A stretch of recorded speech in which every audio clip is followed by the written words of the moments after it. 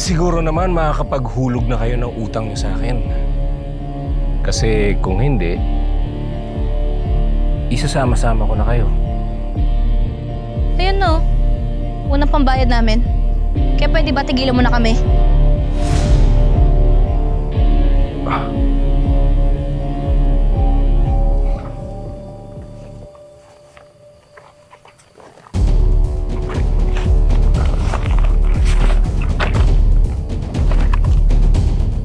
Ano to?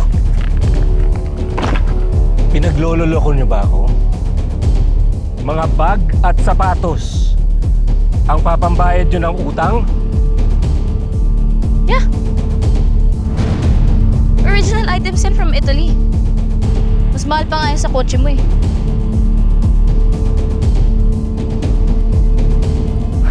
Malilintikan ka sa akin, ah. Kalunsi mo ba?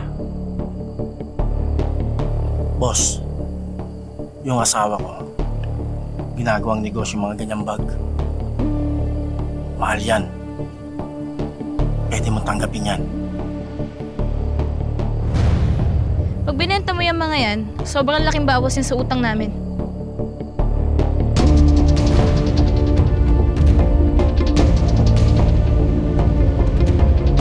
Sigurado ka. Sigurado, boss.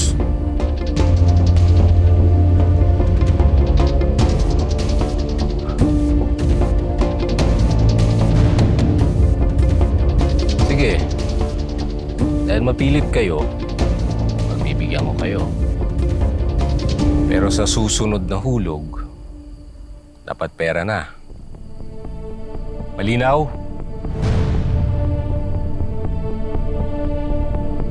Oo, malinaw.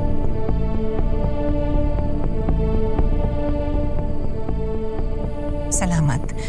Paalis na kami. Teka. Ito.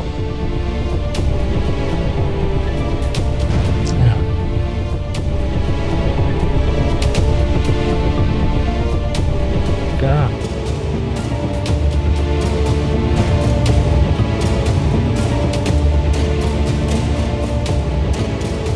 Naintindihan mo ba lahat ng sinabi ko?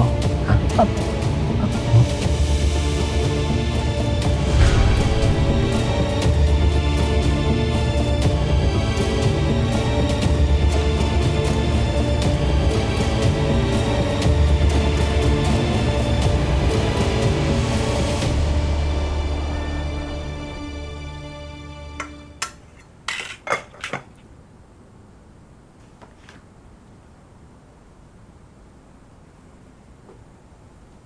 Nak,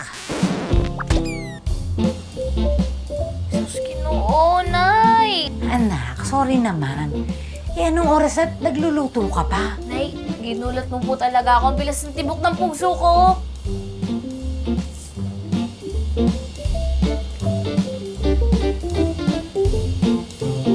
May problema ba, anak? Problema po? Ba't mo naman po naisip yan? Walang problema. Baka akala mo hindi ko napapansin. Nakikita kaya kita sa kwarto, hindi ka makatulog. Wala ka na naman sa sarili mo.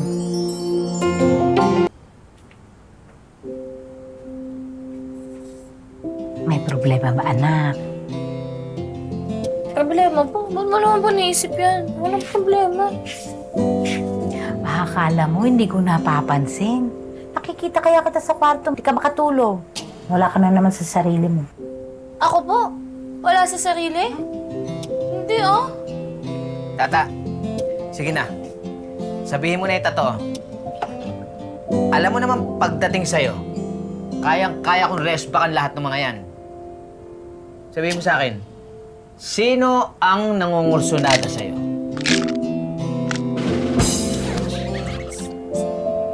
Kuya, wala ka pong kailangan respakan kasi okay lang ako.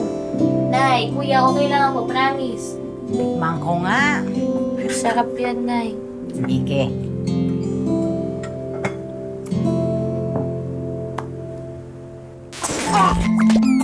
Oh, Ano ba yan, anak? bakit? Ano na yung tubig? Anak, paano mo naman sasabihin walang problema? Eh, Imbis na asin ang ilagay mo, asukal. Asukal! Tikman mo nga. Tikman mo!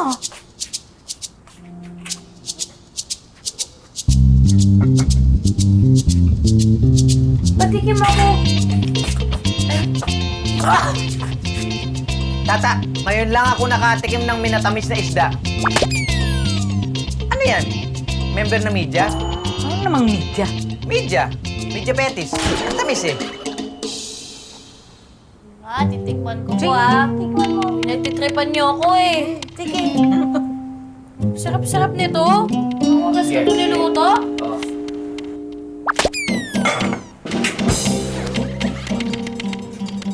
Sorry naman, ulitin ko na lang.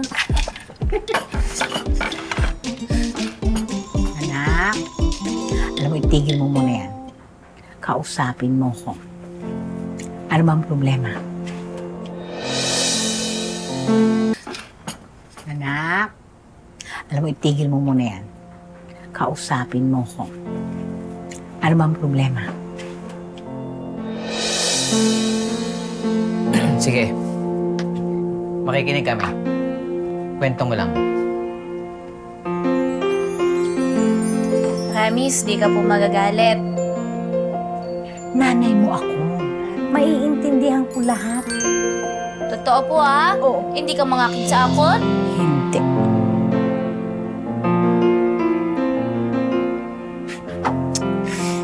Kasi Nay, Mm. sinungaling po ako sa iyo eh, sa inyo. Pati sa sarili ko. Di ba lagi ko po sinasabi na, hindi, wala. Eh, anong ibig mo sabihin sa hindi? Ano yung wala? Hindi kita maintindihan, anak. Nawala akong nararamdaman sa kanya. Oh, Na hindi ko siya gusto. oh. Na ayoko sa kanya. Pero Nay, habang tumatagal nararamdaman ko eh na parang nahulog na yung loob ko sa kanya eh. Sino nga, anak? Sino siya? Si Sir Francis! Oh, anak.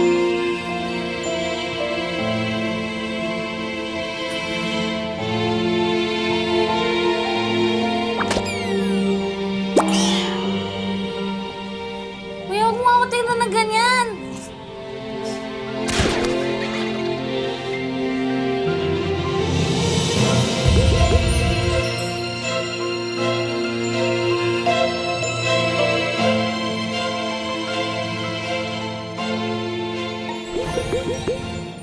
Tinanong kita, di ba, kung may mahal kang iba? Sabi mo sa akin, wala! Kasi mahal mo ako! Francis, please! Suzette Benes, kakausapin ko ang lawyer ko para ayusin yung annulment. Francis! Francis!